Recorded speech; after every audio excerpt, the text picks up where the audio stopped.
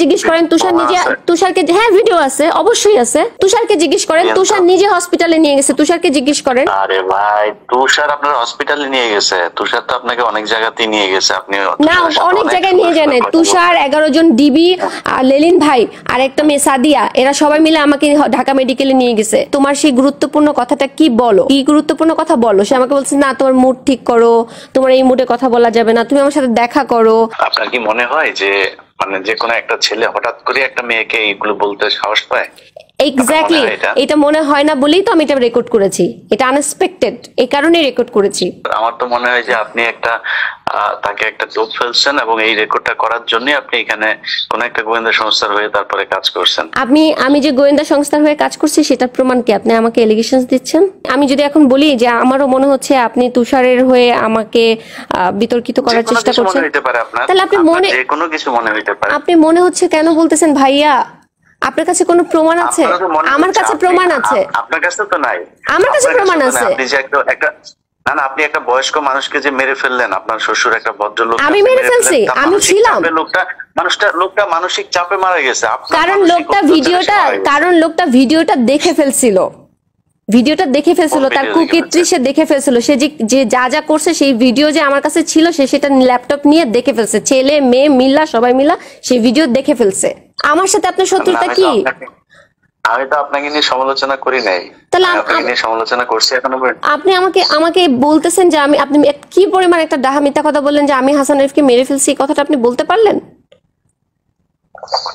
আমি একবার বলি না আপনি হাসান আরিফকে মেরে ফেলছেন, বলছি নাকি এটা? আপনি মাত্র বললেন। আমি বলছি যে আপনার মানসিক অত্যাচারে সে মারা গেছে। আমার মানসিক অত্যাচারে কেন? আমার মানসিক অত্যাচারে সে কেন মারা যাবে? আমি কি করছি? আমি সত্য কথা বলছি।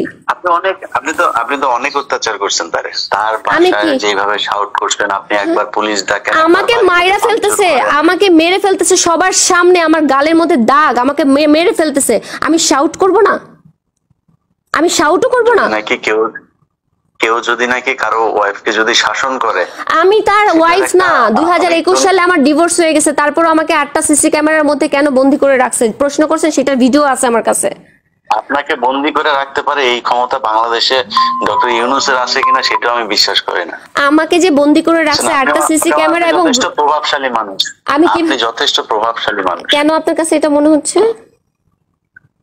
আপনি এনসিপির মতো, এখন তারা সরকারি দল, এনসিপি তো এখন সরকারি দল, তাদের সাথে আপনি একদম ওদের সামনে বসে আপনি ফাইট করতেছেন।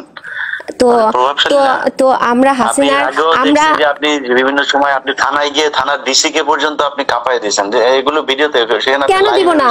আমাকে কোপ মারা হয়েছে ঢাকা ক্লাবের মতো একটা জায়গার মধ্যে, একটা সিকিউরিট প্লেস, আমাকে কোপ মারা হয়েছে। আমি কথা বলবো না? আমি আমার অন্যায়ের প্রতিবাদ চাইবো না? মোয়াজ আমাকে কোপ মারছে, আমি আমার এই তুষারকে জিজ্ঞেস করেন, তুষার নিজে, তুষারকে, হ্যাঁ ভিডিও আছে, অবশ্যই আছে। কোন ভিডিও আছে? এই কোপ মারার ভিডিও? অবশ্যই ভিডিও আছে, অবশ্যই ভিডিও আছে। তুষারকে জিজ্ঞেস করেন, তুষার নিজে হসপিটালে নিয়ে গেছে, তুষারকে জিজ্ঞেস করেন। আরে ভাই, তুষার আপনার হসপিটালে নিয়ে গেছে? তুষার তো আপনাকে অনেক জায়গাতেই নিয়ে গেছে। আপনি না, অনেক জায়গায় নিয়ে যান। তুষার, 11 জন ডিবি, আর লেলিন ভাই, আর একটা মেয়ে সাদিয়া, এরা সবাই মিলে আমাকে ঢাকা মেডিকেলে নিয়ে গেছে। আপনি এই কথাটা কেন বললেন যে তুষার আমাকে অনেক জায়গায় নিয়ে গেছে? এই কথা কেন বললেন? আপনার সাথে ঘন্টার পর ঘন্টা কথা হয়েছে, অনেক জায়গায়। আপনি আবারও বলতেছেন ঘন্টার পর ঘন্টা কথা হয়েছে। আপনারা একসাথে পার্টি করছেন, আপনি পার্টি করলে আপনি তো অনেক জায়গায় যাবেনই। না, অনেক জায়গায় আমি যাই নাই। না, তুষারের সাথে আমি কোনো প্রোগ্রামে অ্যাটেন্ড করতাম না। কোইন্সিডেন্টলি আমি গুলশান জোনের প্রোগ্রামে অ্যাটেন্ড করছি, সেখানে তুষার পরে আসছে, আমরা আগে ছিলাম। নাও করতে পারেন। ঘন্টার পর ঘন্টা যে একদিন ধরেন 1.5 ঘন্টা আপনি কথা বলছেন যার সাথে, তার সাথে একদিন 1.5 ঘন্টার জন্য, সেদিনই ছিল লাস্ট ডে। সেই দিনে ছিল লাস্ট ডে, আর কোনোদিন ওর সাথে আমার কথা হয় নাই। সেই দিনও, যেই দিন আমার সাথে ওর 1.5 ঘন্টা কথা হয়েছে, সেই দিন ছিল লাস্ট ডে। সেই দিনে আমি কথা বলে রেকর্ড করা শেষ, ওই দিন আপনার রেকর্ড করা শেষ, এই জন্য ওই দিন লাস্ট ডে ছিল। কারণ ওই দিনই হচ্ছে ও আমাকে বাজে কথাটা বলেছে, আপনি ডেট মিলান।